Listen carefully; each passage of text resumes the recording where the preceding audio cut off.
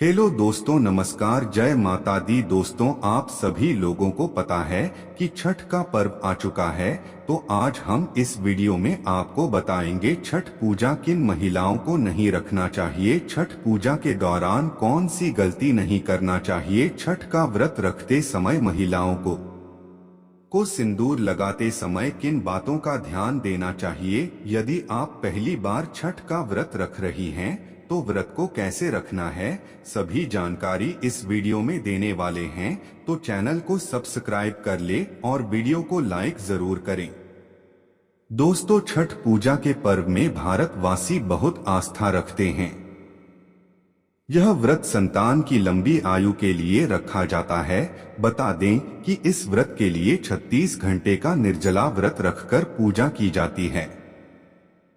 व्रत रखने वाला हर इंसान चाहता है कि वो छठी मैया को प्रसन्न करें, इसलिए इस दौरान कुछ बातों का खास ख्याल रखने की जरूरत होती है। दरअसल व्रत रखने के कुछ नियम होते हैं जिनका पालन करना जरूरी होता है। आइए जानते हैं छठ पूजा के दौरान किन कामों को नहीं करना चाहिए। सूरज को अर्घ्य दें लेते वक्त न करें भूल। छठ पूजा के पर्व पर सूरज को अर्घ्य देते वक्त किसी भी तरह के शीशे या स्टील के बर्तन का इस्तेमाल नहीं करना चाहिए। सूरज को अर्घ्य दिया बिना यह पर्व अधूरा माना जाता है। साफ सफाई का रखें ध्यान। छठ पूजा के दौरान साफ सफाई का खास तौर पर ध्यान दें। इस पूजा के दौरान कपड़ों से लेकर पूरे घर को बिल्कुल साफ रखना चाहिए। साथ ही प्रसाद बनाते वक्त भी साफ सफाई का पूरा ख्याल रखें। जाने कहाँ सोना चाहिए।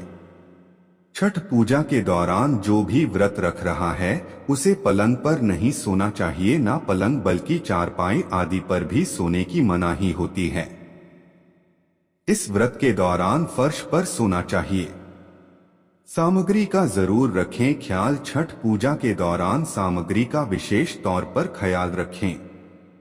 इस पूजा के दौरान सिंदूर, कुमकुम, आलता में हिंदी पीतल का सूप, शक्कर, अंकदी, नारियल, शहद, पान, सुपारी, लौंग और इलायची जैसी सामग्री का जरूर इस्तेमाल करें। मांसाहारी खाने से करें परहेज। छठ पूजा के दिन किसी भी तरह के मांसाहारी खाना खाने से बचना चाहिए। खाने के साथ पूजा के किसी भी तरह के मांसाहारी सामान को घर में या पूजा के आसपास नहीं रखना चाहिए। माना जाता है कि छठी मैया ऐसा करने से नाराज हो जाती है।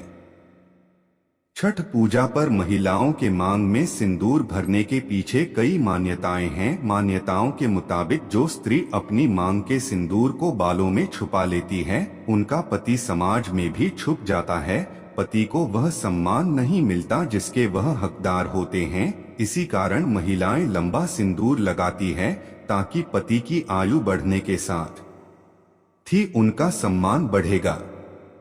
छठ पूजा करने वाली महिलाएं अगर मांग में सिंदूर लगा रही हैं, तो ध्यान रखें कि सिंदूर माथे से लगाना शुरू करते हुए मांग तक ले जाएं। जितनी लंबी मांग सिंदूर से भरें उतना शुभ माना जाता है।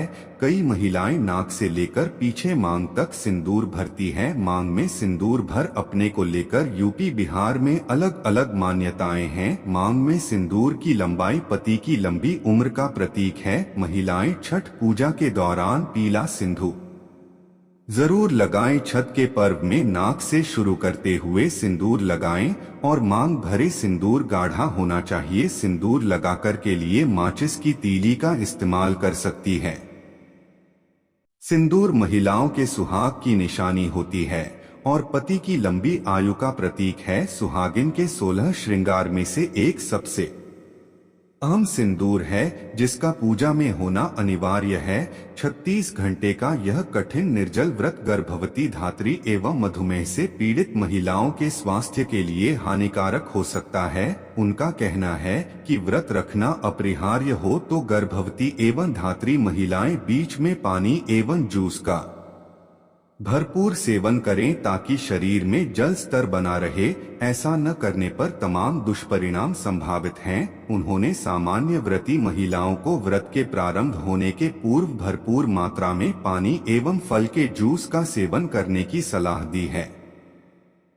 शुगर से ग्रसित महिलाओं को उन्होंने व्रत से दूर रहने की सलाह दी है।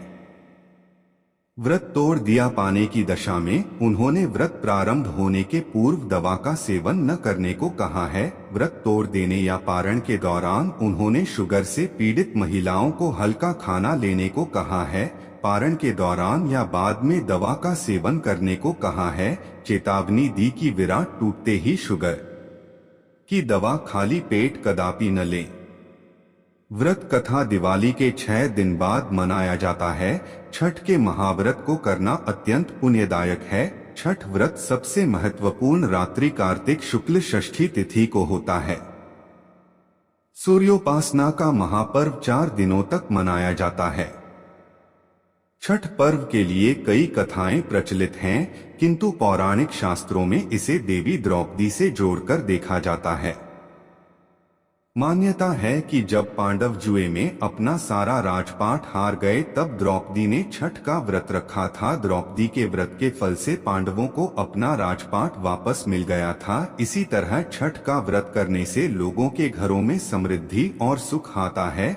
छठ मुख्य रूप से बिहार, झारखंड, उत्तर प्रदेश सहित कई क्षेत्रों में छठ का महत्व है। छठ पूजा या सूर्य षष्ठी या छठ व्रत में सूर्य भगवान की पूजा होती है और धरती पर लोगों के सुखी जीवन के लिए सूर्य देव के प्रति आभार व्यक्त किया जाता है। सूर्य देव को ऊर्जा और जीवन शक्ति का देवता माना जाता है, इसलिए छठ पर्व पर समृद्धि के लिए पूजा की जाती है। सूर्य की पूजा से विभिन्न बीमारियों का इलाज संभव है। सूर्य पूजा के साथ स्नान किया जाता है, इससे कुष्ठ रोग जैसी गंभीर रोग भी दूर हो जाते हैं।